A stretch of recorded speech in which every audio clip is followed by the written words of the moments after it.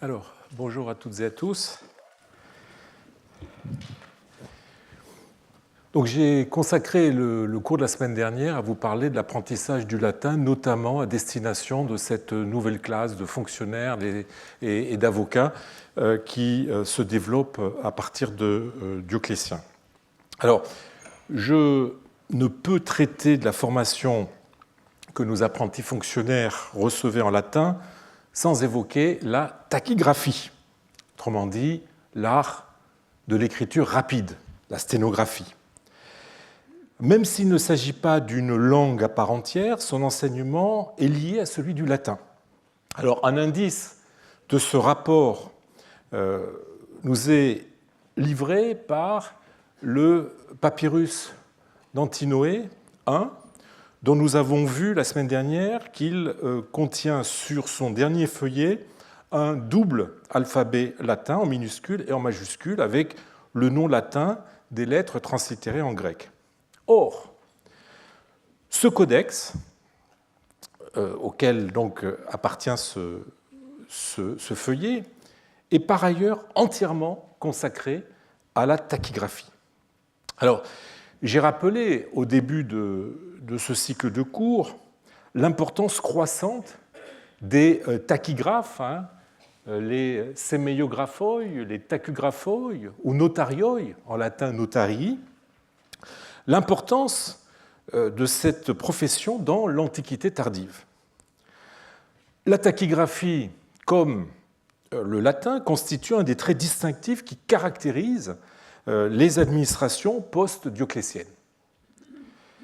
C'est grâce à elle que les débats de la curie, la boulée, que les débats des audiences judiciaires, des procès ou des autres séances présidées par le gouverneur ou de hauts fonctionnaires étaient consignés par écrit. La bureaucratie romano-byzantine ne pouvait se passer de cette technique qui décuplait l'efficacité de son action et l'inscrivait, ça c'est important, l'inscrivait dans une mémoire collective de longue durée, puisque grâce à la tachygraphie, un certain nombre de débats ont pu être transcrits et être transmis de génération en génération. L'Église, elle aussi, recourait massivement aux tachygraphes, par exemple pour la consignation des prises de parole et des débats lors des conciles, dont l'exactitude pouvait s'avérer déterminante pour des questions de doctrine ou de politique ecclésiastique. Alors on a vu que la tachygraphie est une des rares spécialités liées à l'écrit pour laquelle nous disposons d'un contrat d'apprentissage. Il s'agit du papyrus Oxyrhynchos 724. Ce papyrus nous apprend qu'une des étapes de la formation à la tachygraphie était l'assimilation du commentaire, commentarion. Mais quelles sont les autres étapes de cette formation ? L'apprentissage en fait, de cette technique d'écriture rapide passait par deux volets. Le premier, c'est le syllabaire, en grec syllabai, les syllabes. Syllabaire qui énumère les signes représentant des syllabes et des désinences, puis les signes correspondant à des mots entiers ou à des groupes de mots usuels, appelés en grec semeia monobola.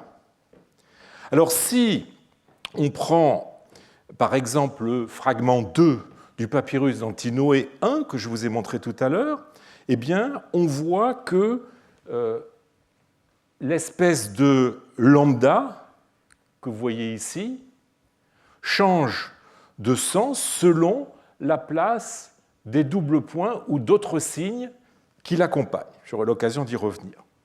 Alors ça, c'est la première étape, le syllabaire. La deuxième étape, c'est le commentaire, comme on l'a vu dans le contrat d'apprentissage. Commentaire qui associe à chacun des 800 signes qu'il rassemble des groupes de 4 mots, des tétrades, sans lien avec la valeur originelle du signe. Les signes du syllabaire, assemblés par série de 100, ils sont accompagnés de leur transcription et associés à 4 mots, donc les tétrades, qui sont assemblés selon divers principes qui peuvent être morphologiques, sémantiques ou syntaxiques, et classés en fonction du vocalisme de la syllabe initiale. Alors, un élément diacritique qui représente la syllabe finale de chaque mot, en grec ptosis, le K, et était disposé à côté du signe de base et permettait au sténographe, en relisant ces notes, de savoir pour lequel des 4 mots le signe est employé. Alors, c'est un peu abstrait, je vais vous donner un exemple précis. Si on prend une des tétrades qui se trouve dans un papyrus, eh bien, le signe, vous voyez, ressemblant à un grand L, est associé à 4 mots. Labone, épistolène, prosphonei, qu'il faudrait écrire avec un oméga, et épitomos. Donc 4 mots qui forment en fait une phrase. Si vous lisez les 4 mots les uns à la suite des autres, ça nous donne « Quand tu reçois une lettre, prosphonei, épitomos, réponds-y rapidement ».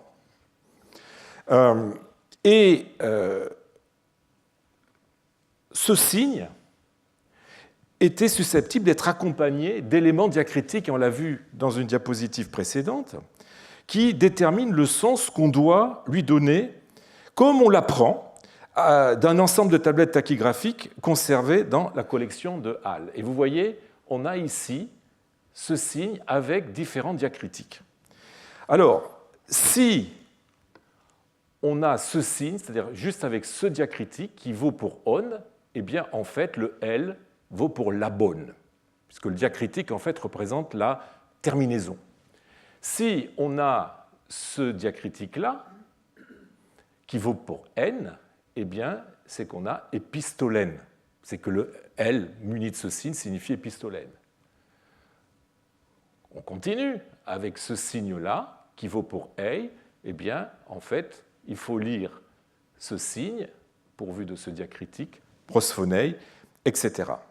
Donc, une fois assimilé ce système, qui est fondé sur une très, très exigeante mémorisation de centaines de signes et des associations entre ces signes et les mots du commentaire, eh bien, l'élève doit passer aux travaux pratiques afin d'être capable d'utiliser couramment cette technique pour prendre des notes.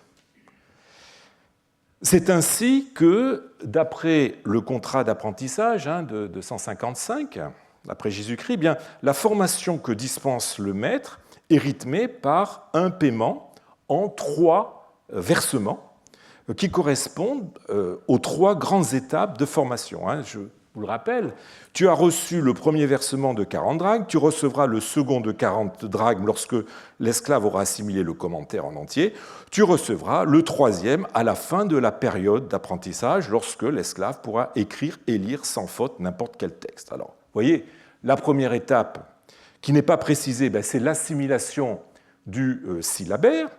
La deuxième, l'assimilation du commentarion, du commentaire. La dernière, qu'est-elle ? C'est le passage. C'est le passage de la théorie à la pratique, en vertu de laquelle l'élève pourra prendre en caractère tachygraphique sous la dictée n'importe quel texte en prose et, dans un second temps, saura le retranscrire en lettres normales. C'est ce que dit le texte en parlant de lire sans faute. Alors, cette 3e phase était décisive, si on en juge par notre incapacité aujourd'hui à déchiffrer les textes ainsi codés que livrent les papyrus. On en a un certain nombre. Je vous en montre un qui est inédit, qui se trouve à Paris, à la bibliothèque de l'Institut de France. Vous voyez, on a une lettre, on a ici l'endossement, l'adresse sur le dos de la lettre, et sur la partie vierge, quelqu'un a écrit un texte en tachygraphie. Eh bien, nous ne sommes pas capables de lire aujourd'hui ce texte, alors que nous connaissons le système de codage grâce au manuel de tachygraphie livré par les papyrus. Nous n'avons pas encore pu franchir le gouffre qui sépare la théorie de la pratique. Mais même bien maîtrisée, la tachygraphie n'en restait pas moins une technique recélant maint piège à éviter. Saint Basile, dans une lettre qu'il écrit justement à un tachygraphe, d'Otarios, rappelle les difficultés d'un art où le moindre faux pas peut être catastrophique. Les paroles ont une nature ailée. Voilà pourquoi elles ont besoin de signes afin que le scribe les saisisse dans la rapidité de leur vol. Toi, mon enfant, forme complètement tes signes d'écriture et ponctue logiquement les passages. Il faut comprendre ici de mettre des points comme il faut pour séparer les phrases, ce qui n'est pas évident déjà dans un texte en scriptio continua, mais à plus forte raison dans un texte pris en tachygraphie. Et il continue en disant « Une petite erreur peut vicier un long discours, mais la diligence du scribe présente avec rectitude ce qui est dit. » Alors, outre les manuels de tachygraphie, la documentation papyrologique a livré des exercices de tachygraphie. Alors, ceux-ci ne sont pas a priori faciles à distinguer des véritables prises de notes tachygraphiques que l'on rencontre de temps en temps, souvent au verso de documents. Je vous en ai montré un exemple. Comme nous ne comprenons pas ces textes, eh bien, il est difficile de savoir si on a affaire à des documents recyclés servant de support à des tachygraphes professionnels, à la place des tablettes de cire, qui sont le plus communément utilisées à cet effet, du fait d'une tradition romaine ancienne, ou bien s'il s'agit d'entraînement d'apprentis tachygraphes. Alors, certains textes en tachygraphie entrent indubitablement dans la catégorie des exercices, dans la seconde catégorie, quand ils sont accompagnés justement d'autres exercices d'écriture. Alors, on a eu l'occasion de rencontrer plusieurs. Nous avons vu le cas de ce papyrus qui présente qui est un vieux document dont le verso a été réutilisé par un apprenti scribe s'exerçant à différentes écritures documentaires, ainsi que, vous voyez ici, à la tachygraphie. Tout comme ce papyrus-là, où on a aussi, à côté d'exercices d'écriture, un texte en tachygraphie. J'ai zoomé sur ce passage pour que vous voyez ces signes qui ne ressemblent pas à des lettres grecques, ou bien cette tablette de Leyde, où nous avons aussi des exercices d'écriture, et dans un coin, nous avons une séquence en tachygraphie. Alors, nous avions aussi rencontré des lignes de tachygraphie dans un papyrus contenant des exercices, non pas d'écriture documentaire, mais d'écriture calligraphique, d'écriture livresque. C'était le cas de ce papyrus de Cologne, où à côté d'exercices en majuscules bibliques, eh bien, vous avez aussi des lignes de tachygraphie. Alors enfin, la provenance du papyrus, pour revenir au papyrus Antinoé I, la provenance de ce papyrus dont nous sommes partis est assez intéressante, et en tout cas loin d'être de l'ordre du hasard. Antinopolis, vous voyez, qui se situe au milieu de l'Égypte, a en effet livré une proportion importante de syllabaires ou de commentaires tachygraphiques. Et ce n'est pas un hasard, puisque cette cité était la capitale de la province de Thébaïde, siège des chancelleries du gouverneur civil et du gouverneur militaire, et évidemment, chancellerie consommatrice de tachygraphes. Cette spécialité y était donc tout particulièrement enseignée, ce que nous confirment aussi les sources littéraires. J'avais eu l'occasion d'attirer votre attention sur un texte de Théodoré de Cire, tiré de son Histoire ecclésiastique, qui nous raconte l'histoire de Protogène, victime des persécutions de l'empereur Valens. C'est ainsi qu'avec son maître Eulogios, eh bien, il se retrouve exilé en Thébaïde. Il arrive à Antinopolis, il y découvre une cité infestée de païens, ce qui l'affligea grandement, nous dit-il, et le poussa à agir pour essayer d'éradiquer le paganisme ambiant. Aussi, poursuit toujours Théodoré, l'admirable Protogène, vous avez le texte à l'écran, qui connaissait l'écriture d'Eunomios. Alors Eunomios passe pour avoir été un maître de la tachygraphie qui l'aurait marqué peut-être en lui apportant certains perfectionnements.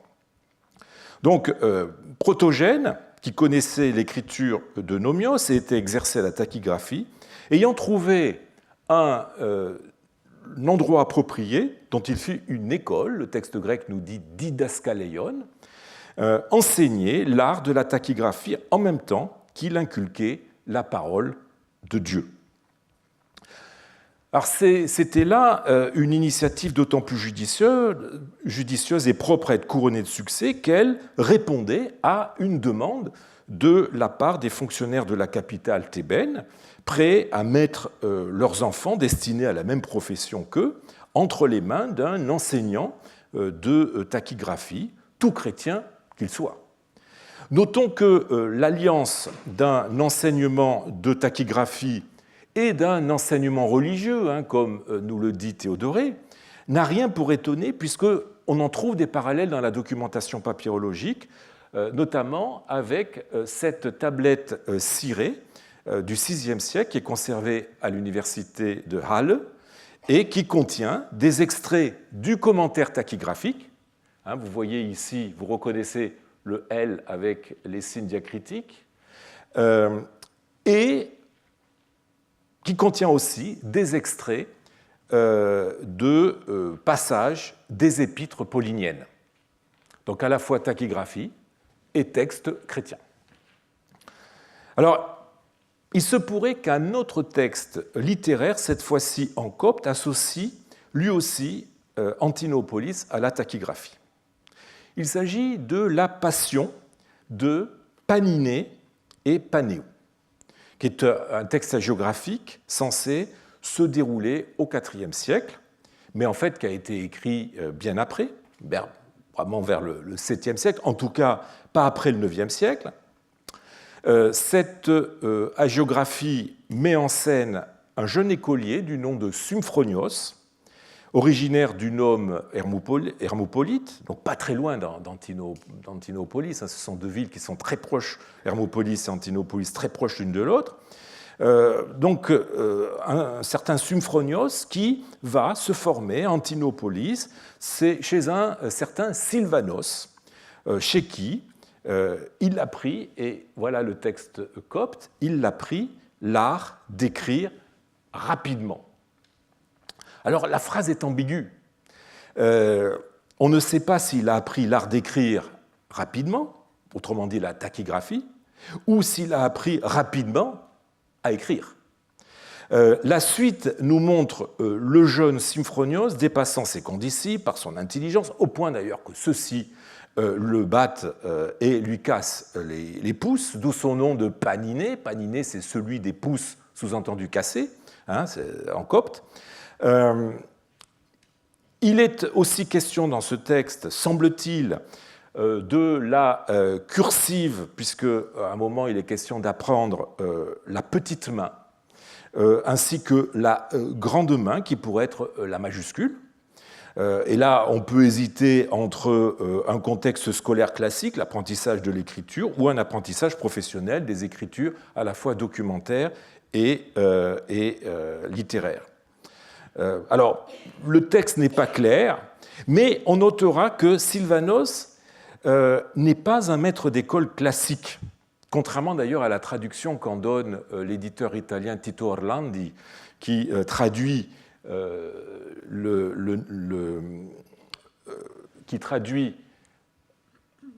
Psar en nomikos ptolis par maestro publico, maître d'école public. Or, non, en fait, le copte dit Psar en nomikos, maître notaire, nomikos c'est notaire, de la cité, autrement dit, un maître qui enseigne le notariat, ce qui, cette fois-ci, favorise grandement la première hypothèse, celle d'un enseignement professionnel. Par ailleurs, il est question à deux reprises dans ce texte de l'apprentissage des séméiones. Séméiones, qui semble avoir été interprété par mes prédécesseurs comme signifiant lettre. Mais séméion n'est pas le mot qui est normalement utilisé pour désigner les lettres de l'alphabet. Normalement, on utilise le mot stoikeion, pluriel stoikeia, ou gramma, pluriel grammata. En revanche, séméion est exactement le mot qui désigne les signes tachygraphiques, au point d'ailleurs que le tachygraphe, on l'a vu, s'appelle le séméiographos, c'est-à-dire celui qui écrit les séméias. Par ailleurs, on a vu que certains exercices, on a vu avec certains exercices que l'apprentissage de la tachygraphie pouvait se faire en même temps que celui de l'écriture cursive des documents ou de la tachygraphie des livres. Souvenez-vous du texte de colonne que je vous ai montré à l'instant. Autrement dit, ce qui pourrait correspondre à la petite main et à la grande main du texte copte. Alors, si j'ai raison d'interpréter ainsi le texte, on aurait alors un témoignage de l'existence d'un enseignement professionnel orienté vers le notariat et l'administration, pris en charge par la cité, s'il faut en croire le titre de Entopolis, Pessar nomikos Entopolis, maître notaire de la cité. Donc, enseignement professionnel comportant, entre autres, une formation à la tachygraphie. On notera d'ailleurs que le milieu familial de Symphonios est relativement aisé. On apprend que sa mère a des ouvriers ainsi que 2 femmes à son service. Et si elle envoie son fils apprendre la tachygraphie, c'est qu'il s'agit là d'un métier socialement compatible avec le standing de la famille et ne correspondant pas à l'image que nous serions tentés d'avoir en comparant le tachygraphe de l'Antiquité à une sténographe du XXe siècle, on va dire. Je n'ose pas dire XXIe siècle parce que le métier a complètement disparu. Les tachygraphes pouvaient en effet occuper des postes importants, comme ce Flavius Philoxène, très distingué tachygraphe du bureau présidial, donc du praeses, du gouverneur civil de la province d'Arcadie. Il n'y a donc aucune incompatibilité en termes d'arrière-plan socioculturel entre le codex de tachygraphie trouvé en Tinoopolis et l'exemplaire de luxe de Juvénal sur parchemin dont je vous ai parlé la semaine dernière, tous deux ayant été retrouvés côte à côte dans les fouilles d'Antinoopolis en 1913.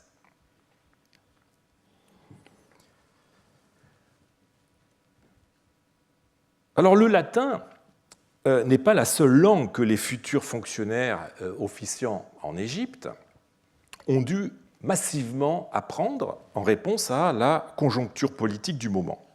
Alors je vous propose de sauter quelques siècles et de nous intéresser à l'Égypte d'époque arabe. Alors la situation est inversée.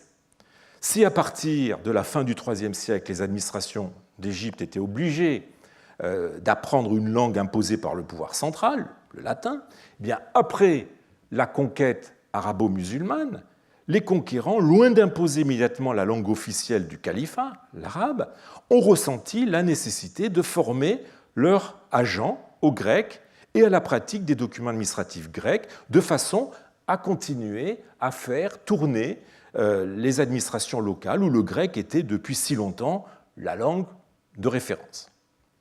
En effet, les Arabes s'emparent de l'Égypte en 641-642. Or, le grec n'y disparaît qu'au début du IXe siècle. Pendant plus de 100 ans, les bureaux des pagarchies, ces administrations locales au niveau des nomes, ont utilisé le grec à côté du copte, qui pouvait désormais être utilisé officiellement puisque le lien entre l'État byzantin et l'hénophone était rompu, tandis que les bureaux du gouverneur arabe, qui sont installés dans la nouvelle province, la nouvelle capitale de l'Égypte, Fustat, qui est au Caire aujourd'hui, émettait des documents en arabe, mais qui ne manquaient jamais d'être pourvus d'une version grecque pour qu'ils soient compris des instances locales. Et pour plus de détails, je vous renvoie au cours que j'ai consacré au multilinguisme grec-arabe-copte en 2016, ici même.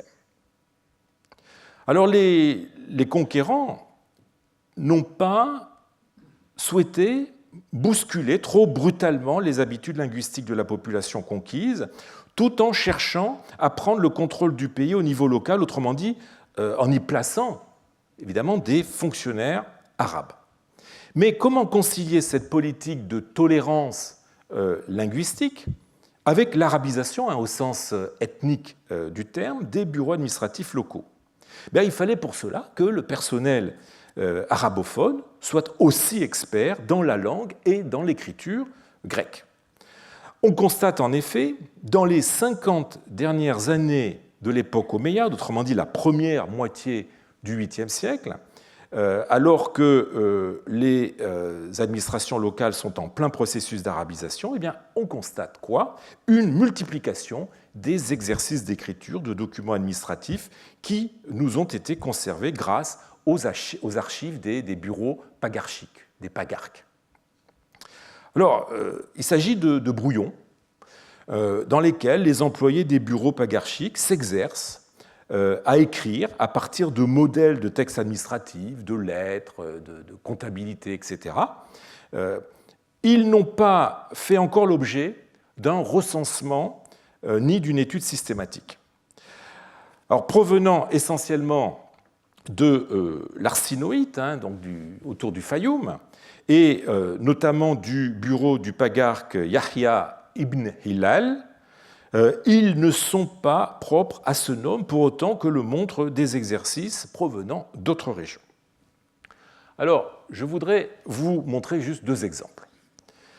Le premier est à l'écran. Il s'agit d'un fragment de feuillet de papyrus qui vient du nom arsinoïte, qui date du milieu du 8e siècle, et qui est constitué d'une série de lignes. Chaque ligne est indépendante des autres et correspond à des phrases typiques que l'on retrouve dans divers documents administratifs, ainsi que dans d'autres exercices d'écriture de la même ambiance arsinoïde. À titre d'exemple, vous voyez la troisième ligne, vous avez une phrase qui en grec signifie « pour les bateaux ayant transporté ou transportant ». Eh bien, cette phrase, vous la retrouvez dans cet autre document. La phrase suivante, Sunteo neged uyos muslim, par la grâce de Dieu, moi, Najid ibn Muslim, eh bien, nous avons un document de l'arsinoïde de la même époque qui nous donne cette même phrase répétée plusieurs fois. À la suite, vous avez eu Pertimes Eidon Logo et quelque chose qui est en lacune pour le prix des marchandises au titre 2. Eh bien, cette phrase est typique de comptabilité et vous en avez ici un exemple. Alors, il s'agit d'un papyrus de 761 où on retrouve exactement la même phrase. Juste après, Sun Theo Kodiku Oikestiku, par la grâce de Dieu, registre comptable, eh bien, c'est une phrase qui introduit différentes comptabilités dont on a ici un autre exemple avec un exercice qui s'exerce exactement sur la même expression. De même ici, Sun Theo Yahye Uyos Helal Epeikeimenos Pagarkias Arsinoitu, au nom de Dieu Yahya ibn Hillel, préposé à la pagarchie de l'arsinoïte, eh bien, on retrouve cette phrase ici dans un autre exercice répété plusieurs fois.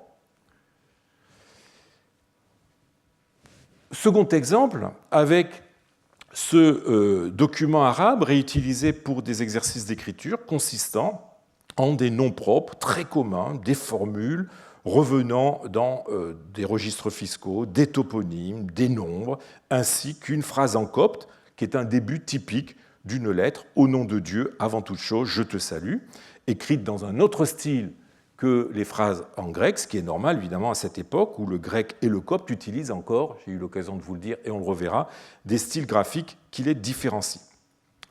Je pourrais multiplier les exemples, mais qu'est-ce que ces exercices d'écriture nous disent?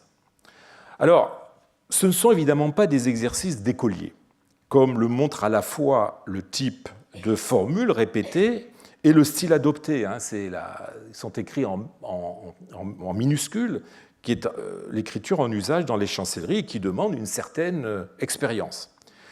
Les fautes qu'on trouve dans ces exercices, notamment les nombreux phonétismes, indiquent que l'on n'a pas affaire à des personnages dont le grec est la langue naturelle. Le fait qu'on y retrouve parfois aussi du copte est l'indice que le scripteur s'exerçait aussi à écrire en copte. Alors je serais tenté de mettre ces exercices sur le compte de scripteurs arabes employés par les bureaux des pagarques, désormais arabisés, et s'exerçant à écrire dans des langues qu'ils maîtrisent moins bien, et surtout dans le style d'écriture en usage dans les bureaux administratifs de l'époque. Il s'agit d'une hypothèse parce que malheureusement, nous ne savons pas qui se cache derrière ces exercices, nous n'avons pas leur nom, nous n'avons pas leur statut. Le fait que dans cet exercice que vous avez ici à l'écran, on retrouve écrite sur le même feuillet de la même main une formule introductive qu'on a vue tout à l'heure, Yahye, Iuios, Elal, Epekeimenos, Pagarkias. Donc, au nom de Dieu, Yahye, fils de Hilal, attaché à la pagarchie, répété à la tête de la pagarchie, donc répété, vous voyez, 3 fois. Donc, répétition de cette phrase, mais aussi, toujours sur le même papyrus, vous avez une série de lettres écrites à plusieurs reprises dans l'ordre alphabétique, de lettres en écriture minuscule. Cela montre qu'on a affaire à quelqu'un qui cherche à améliorer sa maîtrise de l'écriture minuscule utilisée dans la chancellerie. Ces dizaines et dizaines d'exercices d'écriture sont donc, à mon avis, un épiphénomène de l'arabisation des bureaux pagarchiques et de la nécessité d'employer des arabophones capables d'écrire des documents en grec, ainsi qu'en copte, puisque le copte est désormais de plus en plus souvent utilisé dans les rapports entre l'administration et les administrés. 2 collègues, Lajos Berkes et Khaled Younis, ont d'ailleurs récemment, il y a une dizaine d'années, attiré l'attention sur une de ces figures trilingues travaillant dans les bureaux administratifs locaux, en identifiant des mots arabes dans un exercice en grec et en copte. Voilà le grec, ici vous avez le copte, et là vous avez de l'arabe. Selon eux, grec, copte et arabe seraient de la même main. Ce serait le premier témoignage papyrologique à peu près indubitable d'un secrétaire versé dans ces 3 langues. Et nous sommes désormais avec ce texte à l'époque abbasside, regardez 789-790, où le grec s'efface derrière le copte et l'arabe. Alors, à l'exception des copistes, les diverses formations spécialisées n'avaient pas pour seul objectif d'enseigner les écritures professionnelles, mais aussi le lexique, la phraséologie propre aux documents en vigueur dans les filières professionnelles auxquelles elles conduisaient. Comment rédige-t-on un compte? Comment rédige-t-on une lettre? Comment rédige-t-on un contrat? Autrement dit, en plus de la maîtrise des écritures et des savoirs techniques qu'impliquent ces professions, opérations arithmétiques, comptables, fonctionnement administratif, droit, etc., les personnes qui s'y destinent doivent assimiler le formulaire qui fait la spécificité de chaque type d'écrit et qui conditionne un ensemble de règles propres à chacun de ces domaines d'activité.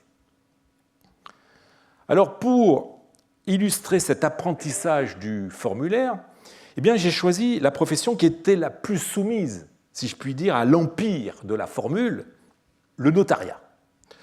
La validité d'un acte juridique était liée en effet à un certain nombre de règles, parmi lesquelles figurait en premier lieu l'usage des clauses et leur formulation.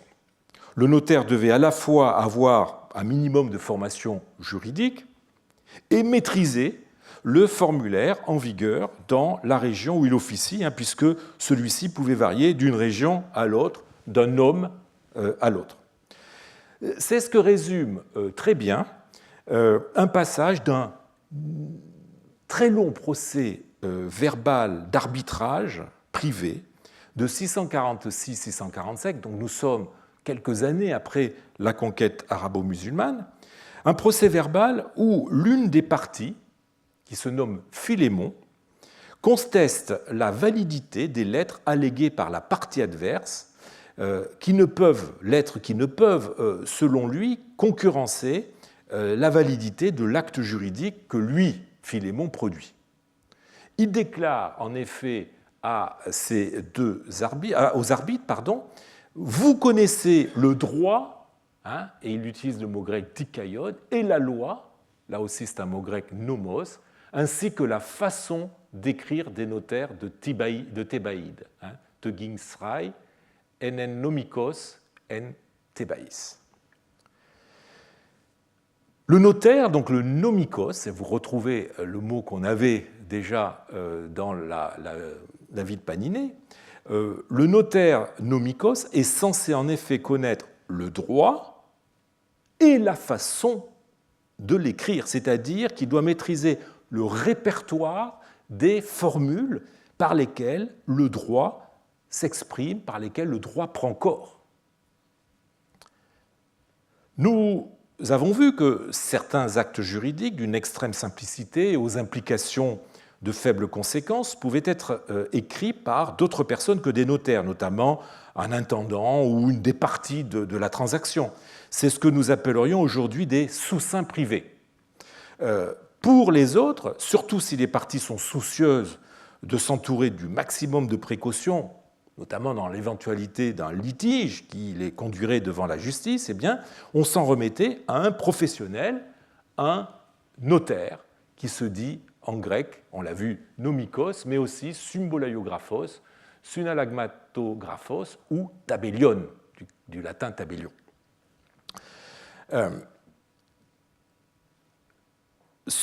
Le notaire, en fait, change de statut à notre époque, durant l'Antiquité tardive. Concessionnaire de l'État, il n'est plus officier public, comme c'était le cas dans l'Égypte des Ptolémées ou du Haut-Empire. Il rédige des actes notariés qui sont appelés en grec symbolaia agoraia, qui correspond au latin instrumenta publicae confecta, acte ou instrument, puisque le mot instrument a cette signification aussi en français, instrument dressé avec l'assistance d'un notaire. On trouve aussi l'expression ep agoras suntatomena symbolaia, contrat dressé dans l'espace public, c'est-à-dire en fait dans un office notarial. Et ces actes notariés s'opposent aux actes sous-seings privés, idiokeira, c'est-à-dire mot à mot actes rédigés par une des parties en fait, qui sont considérés comme de moindre valeur juridique, comme nous le rappelle ce texte du Codex Justinien. Mais si quelqu'un cherche à revendiquer pour lui-même un droit sur un objet mis en gage ou hypothéqué, en se réclamant d'instruments de cette sorte, c'est-à-dire des idiots keira, sous seing privé, nous donnons la préséance à celui qui s'appuie sur des actes notariés.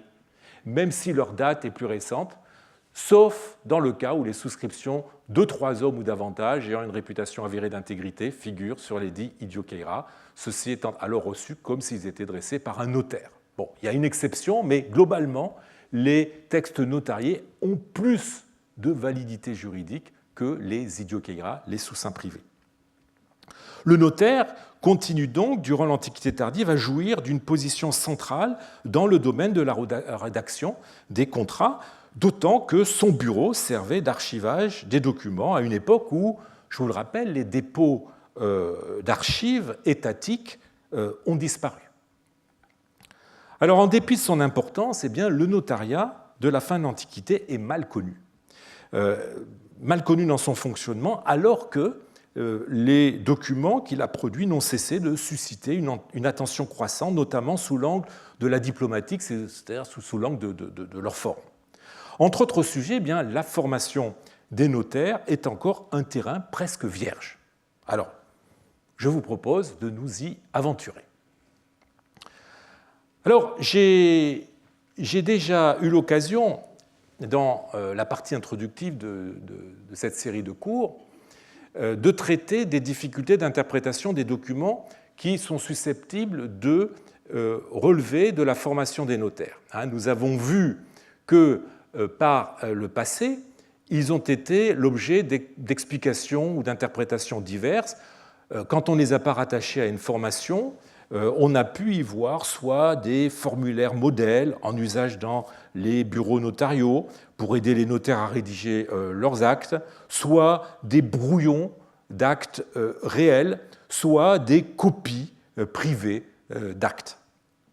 En fait, seul l'examen attentif de ces documents, qui s'appuie autant sur l'écriture que sur l'analyse de la langue et sur certains indices textuels, permet de trancher. Alors, cherchons ces indices. Un de ces indices est le caractère incomplet du texte. Un exercice ne s'astreint pas toujours à donner un contrat complet. Celui-ci, de toute façon, est dépourvu des parties écrites évidemment par les autres acteurs d'une transaction, à savoir la partie principale qui est censée signer ou souscrire à la fin du document, les témoins aussi, et évidemment le notaire qui doit apposer, enfin la complétion notariale qui est apposée par le notaire à la fin du document. Donc nos exercices sont de toute façon incomplets. Donnons un exemple avec ce papyrus que vous avez à l'écran, qui est du VIe siècle, qui est un feuillet sur lequel une personne qui maîtrise assez bien, on va dire, la cursive des documents, a esquissé un début de contrat de location, s'arrêtant au tout début du corps même de l'acte. Vous voyez, il s'arrête là, pof. Et que nous dit l'acte ? Enfin, que dit le texte grec au moment où il s'arrête ? Je reconnais de ma pleine volonté sans... Et là, vous avez une lacune, certes, mais normalement, le texte aurait dû continuer, et nous n'avons rien.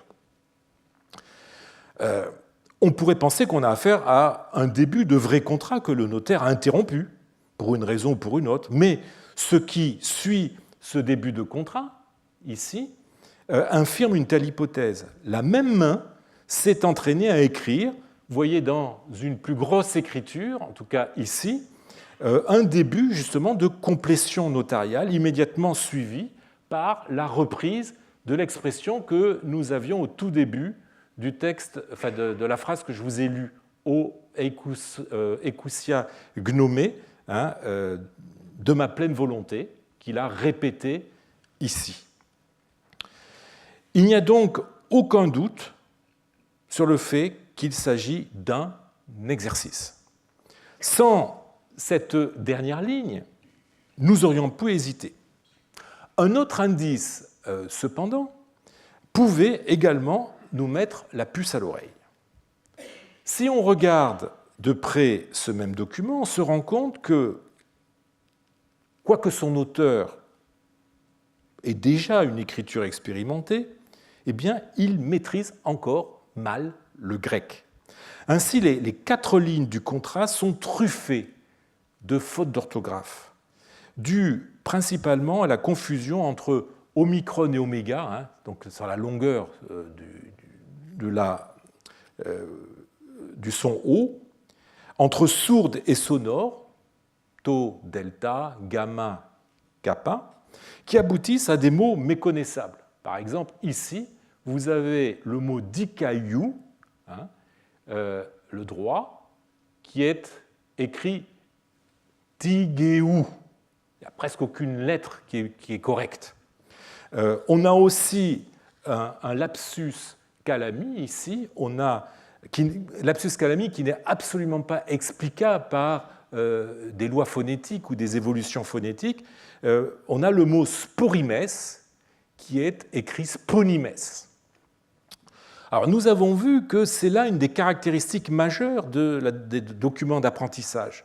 Ce contraste entre une écriture aisée et une orthographe déplorable, eh bien, tient au fait que nos apprentis ont déjà dépassé depuis longtemps le niveau de l'apprentissage de l'écriture, qu'ils maîtrisent bien, mais que leur niveau de grec est encore déficient.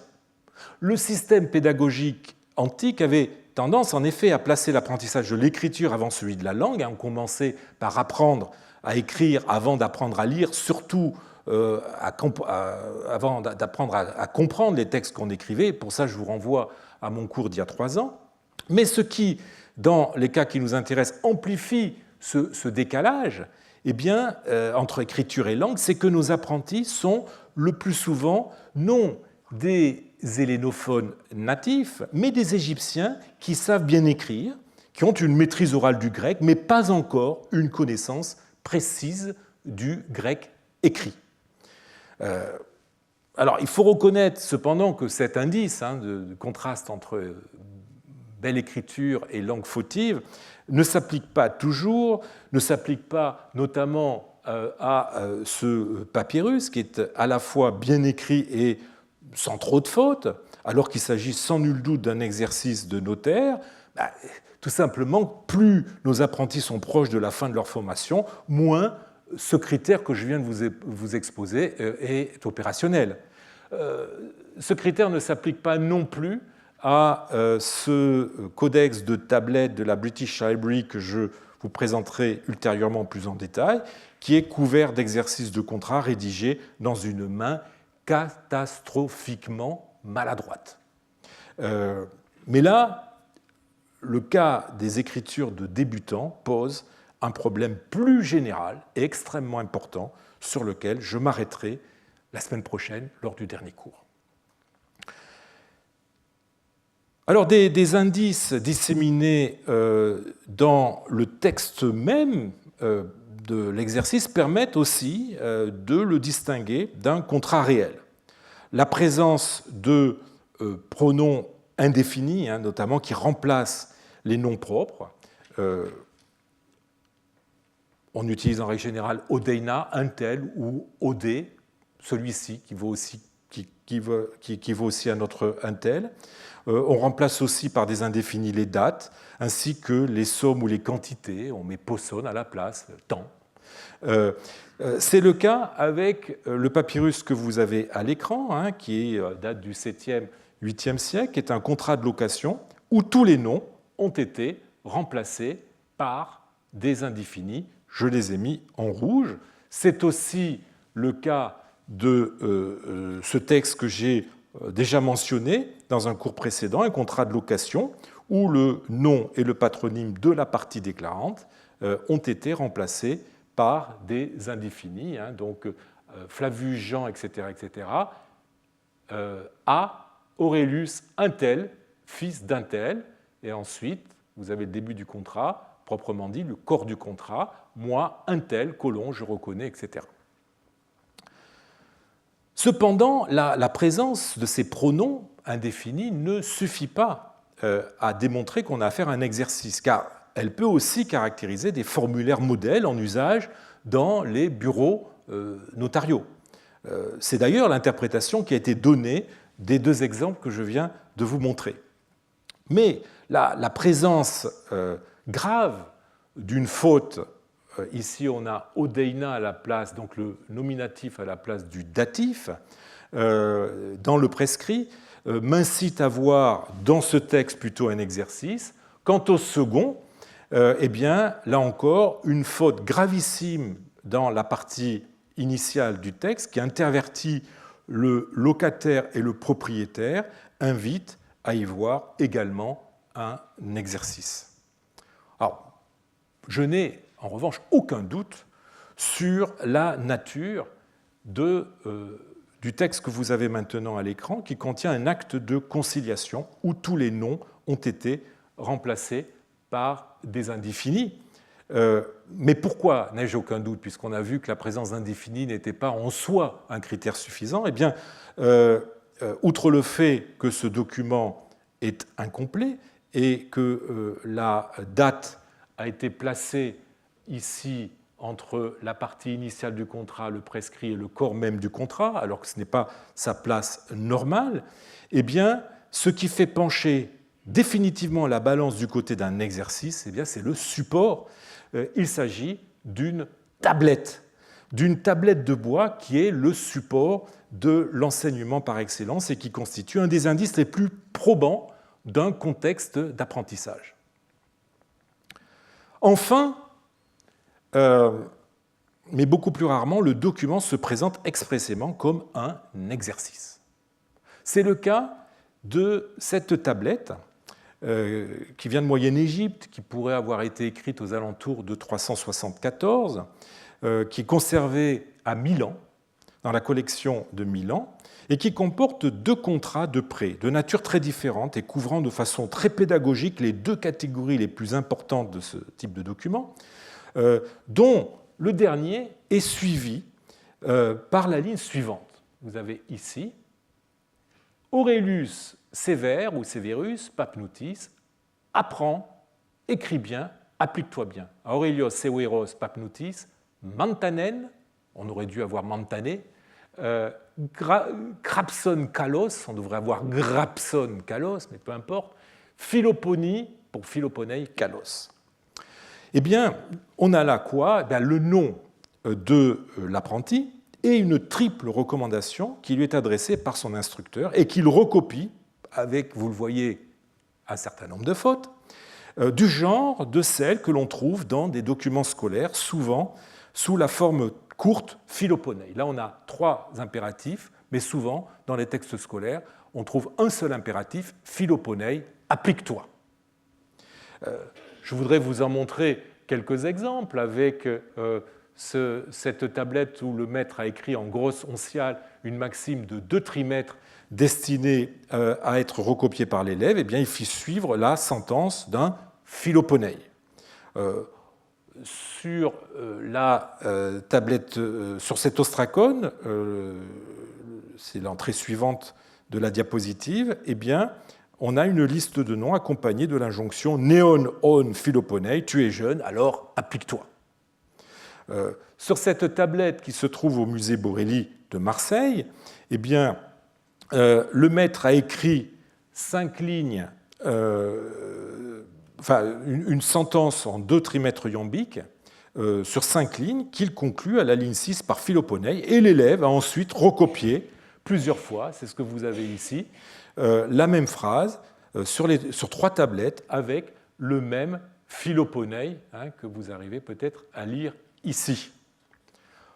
Sur cette tablette de Brooklyn du IVe siècle, eh bien, le maître a copié une sentence de 3 trimètres suivie de Philoponei que l'élève, un certain Aurelius Appion, fils d'Imoutès, a recopié avec, là aussi, le Philoponei, mais la surface est ici endommagée et se lit moins bien. Autre tablette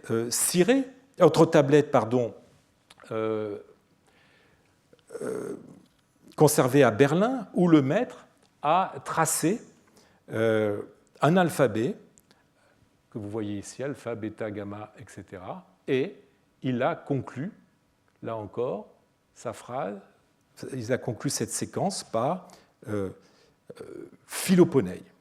Et enfin, cette tablette de Yale, où après avoir écrit la date, et avant de copier à partir d'un modèle un passage d'Isocrate, eh bien, l'élève a écrit son nom suivi d'une formule qui est très proche de la tablette de Milan. Donc son nom, Aurelius Constantis Ioannou, donc Aurelius Constantin, fils de Jean, Philoponie, ou Philoponei, Kalos et Grapsa, applique-toi, et il a rajouté, et Grapsa, j'ai bien écrit. Kalos et Grapsa, j'ai bien écrit. Il faut comprendre en fait qu'il a recopié son modèle, donc l'injonction du maître, Philoponei, et qu'il a ajouté, satisfait de ce qu'il avait fait, il a ajouté Kalos et Grapsa, j'ai bien écrit. Alors, vous voyez, cet impératif, Philoponei, est typique des textes scolaires, s'inscrit dans la relation entre un élève et un maître d'école, et on pourrait croire qu'elle est un indice du caractère purement scolaire, au sens étroit du terme, du document sur lequel on la rencontre. Mais en fait, les exercices réalisés dans le cadre d'une formation professionnelle attestent également l'utilisation de cet impératif. Je voudrais vous en montrer un exemple avec ce papyrus, alors plus ancien, qui déborde, disons, notre période, puisqu'il est du 1er siècle après Jésus-Christ.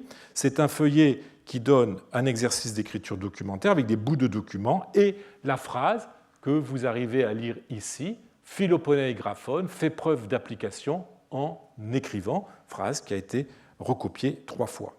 Donc cet exemple ainsi que la tablette de Milan, eh bien, sont intéressants en ce qu'ils montrent, soit que l'enseignement professionnel participait du même esprit que l'enseignement purement scolaire, soit que ce sont les mêmes enseignants qui dispensaient les 2 types d'enseignement en utilisant les mêmes méthodes. Là encore, je reviendrai sur cette importante question la semaine prochaine. Alors, pour retourner à mon point de départ, c'est-à-dire la difficulté d'identifier les documents relevant d'une formation professionnelle et les indices qui permettent de les repérer, eh bien, je conclurai que c'est souvent en croisant ces indices que l'identification s'avère la plus solide. Mais même parvenus à ce résultat, eh bien, nous nous heurtons souvent au problème de savoir si nous avons affaire à un modèle de maître ou à un exercice de copie ou de rédaction de l'apprenti, voire à un entraînement d'un notaire déjà professionnel, puisque l'écriture, qui est un critère décisif dans le cas des documents purement scolaires, ne l'est plus pour nos exercices d'un niveau plus avancé. Les fautes sont alors le critère le plus pertinent, même si nous devons avoir à l'esprit que les notaires professionnels, surtout dans les villages, pouvaient aussi pécher par leur orthographe et par leur maîtrise du grec. Quoi qu'il en soit, dans la mesure où le recours à des tablettes constitue l'indice le plus patent que tel contrat a été écrit dans le cadre d'une formation spécialisée, eh bien, je privilégierai, dans les exemples que je vous présenterai, ce type de support. J'éliminerai aussi les cas de codex, de tablettes qui comportent des exercices mathématiques ou métrologiques.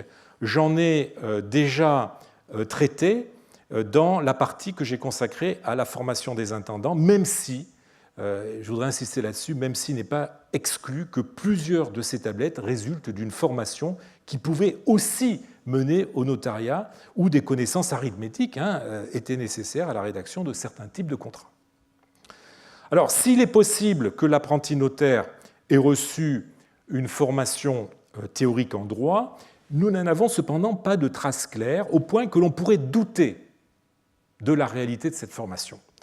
En tout cas, dans la majorité des cas où l'on soupçonne que l'enseignement reçu était le plus pratique possible et consistait en l'assimilation des formes d'actes en usage et visait à la reproduction presque mécanique de formulaires dont on s'écartait le moins possible.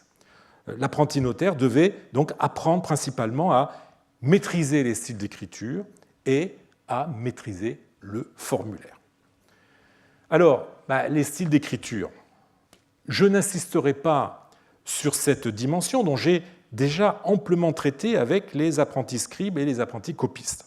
Je me limiterai ici aux exemples qui relèvent de l'assimilation des styles, vous vous souvenez, j'avais employé ce terme, infradocumentaires propres aux actes notariés. Je vous avais dit qu'un même document n'était pas toujours écrit dans un même style d'écriture. C'est particulièrement vrai de deux types d'actes qu'était amené à rédiger un notaire, c'est-à-dire les plaintes ou pétitions, où vous voyez l'entête donnant le nom de l'autorité à laquelle on s'adresse, ce qu'on appelle techniquement l'inscriptio, était souvent écrit dans un style plus soigné et plus solennel, en tout cas, vous voyez, différent du reste du texte. Et puis, donc ça c'est un premier cas, l'autre cas, ce sont les contrats, ou actes juridiques susceptibles de jouer sur une double opposition stylistique. Alors, la première opposition, vous l'avez ici à gauche, c'est la différence d'écriture entre l'acte lui-même et la partie initiale, le prescrit. Vous voyez, dans une écriture un petit peu différente, ou bien vous pouvez avoir un autre type d'opposition qui consiste à utiliser un certain type d'écriture pour le corps même du document et une écriture qui s'oppose, notamment par l'inclinaison, pour la complétion notariale. Alors, la différence, partons de ce cas d'opposition, la différence entre écriture propre à l'acte lui-même et celle utilisée pour la complétion du notaire. Eh bien, il est possible que nous puissions en avoir un exemple ici avec ce papyrus que je vous ai montré tout à l'heure, qui pourrait se rattacher à cet apprentissage, puisque après le début du contrat de location brutalement interrompu, eh bien, le scripteur s'est essayé à écrire un début de complétion dont vous noterez pour lequel il a utilisé des lettres beaucoup plus grosses et dans un style un petit peu différent. Là, on a une écriture légèrement penchée, alors que là, c'est une écriture droite. Et vous remarquerez que les lettres n'ont pas non plus la même forme. Ici, vous avez un mu qui est très différent de celui qu'il a utilisé pour la complétion. Un autre exemple, peut-être plus évident encore, nous est fourni par ce papyrus du 7e siècle. Sur une face, eh bien, on a recopié deux fois, dans une cursive penchée, une de ces invocations chrétiennes par lesquelles commence un contrat, au nom de notre Maître et Seigneur Jésus-Christ, Dieu Sauveur, etc. Et sur l'autre face, eh bien, on s'est exercé cette fois-ci, dans une écriture droite, à tracer une complétion notariale écrite par moi, Jean, notaire, par la grâce de Dieu.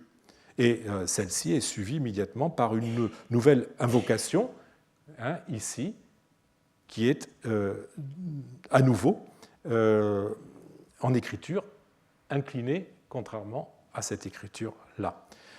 Les éditeurs y ont vu des mains différentes du fait que l'inclinaison des écritures est différente. Pour ma part, je crois qu'il s'agit de la même main, en tout cas, ça me paraît évident pour cette face, qui s'exerce donc à des styles différents.